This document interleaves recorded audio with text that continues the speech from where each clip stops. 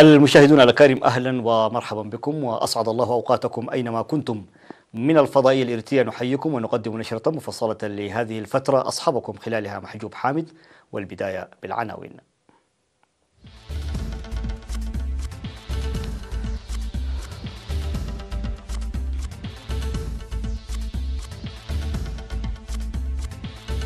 سكان مدينة مصوع يحيون الذكرى 29 لعملية فنقل التاريخية. المهنيون الصحيون يذكرون المواطنين للتعامل الجاد مع الأدوية. تنظيم انتخابات قضاة المحاكم الأهلية في مديريتي صورنا وابن حيلي. غني يعرض على طالبان مكتبا بأفغانستان. أستراليا توقع عقدا بقيمة 50 مليار دولار لبناء أسطول قواسات. وتصادم سفينتين يثير توترات بين ماليزيا وسنغافورة.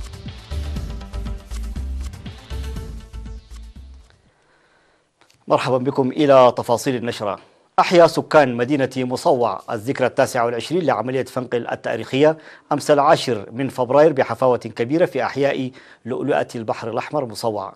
وذكر السكان المحتفلين في أحياء المدينة بأن عملية فنقل هي معجزة تبرز المصاعب والنضال المرير الذي خيض لاستعادة الحقوق المسروقة بأيدي القوى العظمى، موضحين بأن السلام والاستقرار الذي تتمتع به في الوقت الحالي هو نتاج النضال المرير والاستشهاد الغالي، وأن القيم الراقية والنظرة الوطنية الثاقبة التي ساهمت في تحقيق ذلك لا تزال حية حتى يومنا هذا. وأوضحوا بأن عملية فنقل التي فتحت آفاقا واسعة للحرية قالية في قلب كافة الإريتريين وخاصة سكان مدينة مصوع، مؤكدين جاهزيتهم للعمل والتنمية في ظل العهد المبشر الذي يعزز آفاق السلام والازدهار.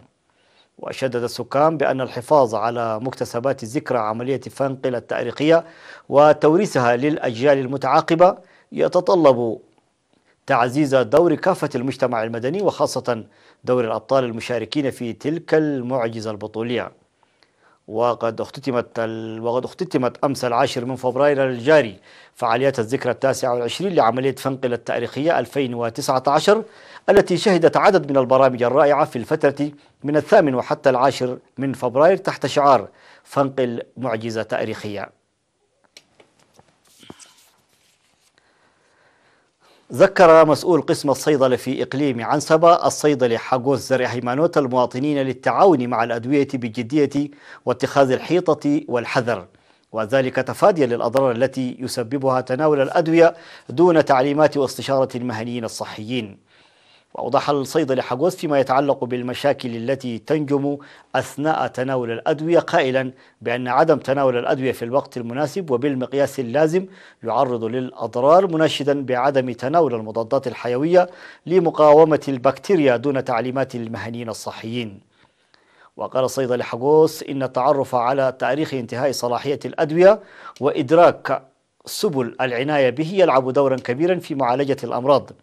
وذكر بأن وحدة رقابة الأضرار الجانبية للأدوية تقوم بمهام كبيرة بالتنسيق مع كافة المؤسسات الصحية.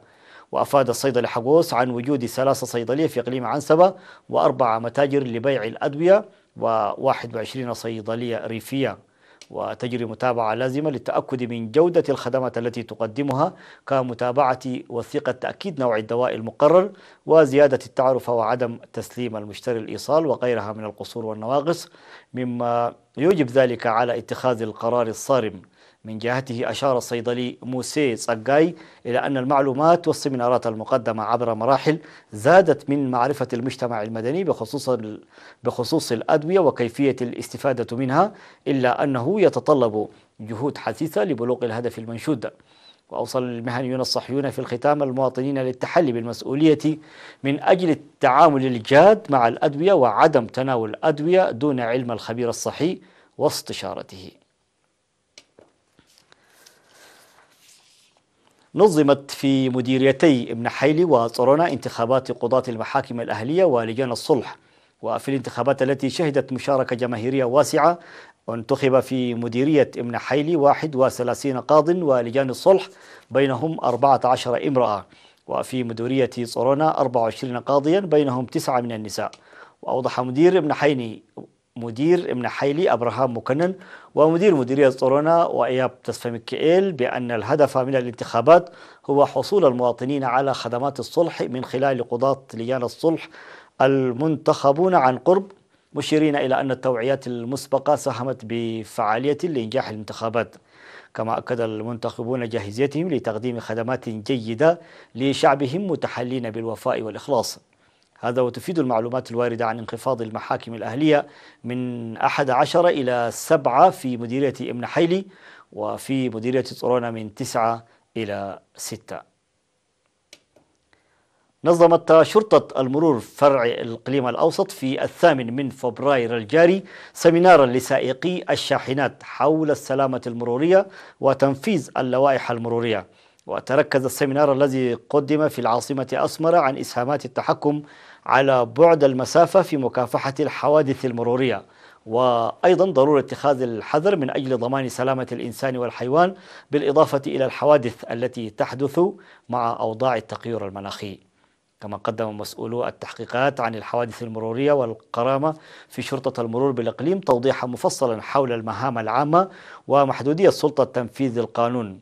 من جهته ذكر قائد شرطة المرور في الإقليم المقدم تادسي برهاني سائقي المركبات العامة وخاصة الشاحنات للتحلي بالقيادة الرشيدة واتخاذ الحذر، مدركين بأن شاحناتهم تسير مسافة طويلة وتحمل ممتلكات ثقيلة، منوها إياهم لإجراء الفحص السنوي للمركبات في الوقت المحدد. وأوضح بأن الإقليم الأوسط شهد خلال الأعوام العشر الماضية حوادث مرورية أودت بحياة أكثر من 500 شخص وتدمير ممتلكات تقدر بحوالي 300 مليون نغفة. من جانبه قال رئيس الجمعية الوطنية للسلامة المرورية السيد ستيفانوس هبتي مريم إن حوادث المرور تؤثر على الجميع بصورة متساوية، منوها بأن احترام قوانين المرور يعكس المجتمع الواعي والمتحضر. أعلن مسؤول مكافحة الجرائم في مركز الشرطة بمدينة مندفرة مساعد ملازم قبر تنسائيق برهاني في اللقاء الذي أجراه مع سكان المدينة عن انخفاض ظواهر الجرائم والمخالفات مقارنة بالأعوام الماضية. وفي اللقاء الذي جرى في 7 فبراير الجاري قال المساعد قبر تنسائيق أنه ورغم انخفاض نسبة الجرائم الناجمة عن الشباب دعا الآباء للعمل الجاد في تنشئة وتوجيه أبنائهم واتخاذ القرار الصائب في أوانه من أجل تقليص نسبة ظواهر الجرائم إلى أدنى مستوى لها. وقدم المشاركون مقترحات وآراء تمثلت في استمرارية حملات التوعية التي تنظمها الشرطة واتخاذ خطوات تصحيحية على المخالفين وصيانة الإنارة في الطرقات. مشاهدونا الأكارم، كان ذلك حصيلة أنباؤنا الداخلية. فاصل قصير ونوافيكم بالأنباء العالمية، كونوا معنا.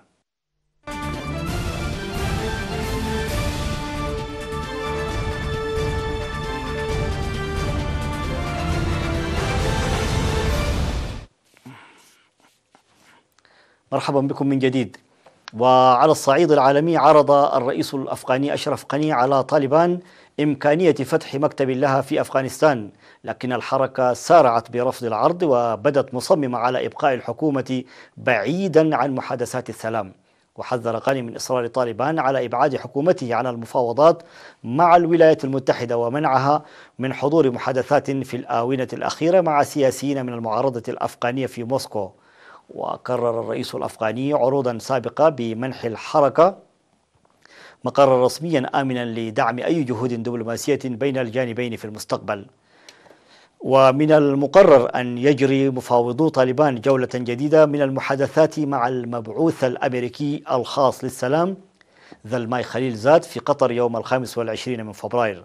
وقالت وزارة الخارجية الأمريكية يوم السبت إن خليل زاد سيمضي باقي الأشهر متنقلا بين بلجيكا وألمانيا وتركيا وقطر وأفغانستان وباكستان لدفع عملية السلام الأفغانية. ومن المتوقع أن تركز المحادثات على وقف إطلاق النار لإنهاء أطول حرب تخوضها الولايات المتحدة وسحب القوات الأجنبية. وقعت أستراليا وفرنسا عقدا بقيمة 50 مليار دولار دولار تبني بموجبه مجموعة فرنسية لحساب كامبيرا على الأراضي الأسترالية 12 قواصة حربية في صفقة تجسد طموحات الجزيرة القارة في المحيط الهادي. وخلال حفل أقيم في العاصمة كامبيرا بحضور وزيرة الدفاع الفرنسية فلورانس بارلي، أشاد رئيس الوزراء الأسترالي سكوت ميرسون بما وصفها خطة طموحة للغاية، مذكرا بأن هذا أضخم استثمار دفاعي تقوم به أستراليا في زمن السلم. وفي 2016 وقع الاختيار على نافال جروب لبناء هذه القواصات الحربية التي تنتمي إلى الجيل الجديد، فيما اعتبر يومها فوز المجموعة الفرنسية بصفقة القرن بعد مفاوضات استمرت سنوات. بموجب العقد ستتولى المجموعة البحرية الفرنسية مهمة تصميم وبناء القواصات الحربية الاثني عشر، إضافة إلى حوض بناء السفن الذي سيقام في أدلايد في جنوب أستراليا. ومن المقرر الشروع في بناء أول قواصة في بداية العقد المقبل، على أن يتم تسليمها في 2030. اصطدم مركب تابع للحكومة الماليزية بسفينة في المياه المتنازع عليها بين سنغافورة وماليزيا، ما أثار توترات بين البلدين الجارين. واحتجزت السلطات الماليزية سفينة الشحن التي كانت ترفع العلم اليوناني، واعتقلت أفراد طاقمها عقب وقوع الحادث. وتتسم العلاقات بين البلدين الجارين بالتوتر منذ أن انفصلت سنغافورة عن ماليزيا عام 1965. وشهدت العلاقات بينهما تقلبات عدة خلال السنوات الماضية، لكنها تدهورت منذ عاد مهاتير محمد لتولي رئاسة وزراء ماليزيا بعد فوزه المفاجئ في انتخابات جرت العام الماضي. ولطالما اتسمت علاقته بسنغافورة بالتوتر. واتهمت سنغافورة التي تعد من أكثر موانئ الشحن حركة في العالم السفن الماليزية بدخول مياهها الإقليمية، وهو ما تنفيه كوالالمبور. وأشار البلدان إلى أن حادث التصادم الذي وقع قبالة تواس غرب سنغافورة حدث في مياهها الإقليمية، ولم يتسبب بوقوع أي إصابات أو تسرب نفطي.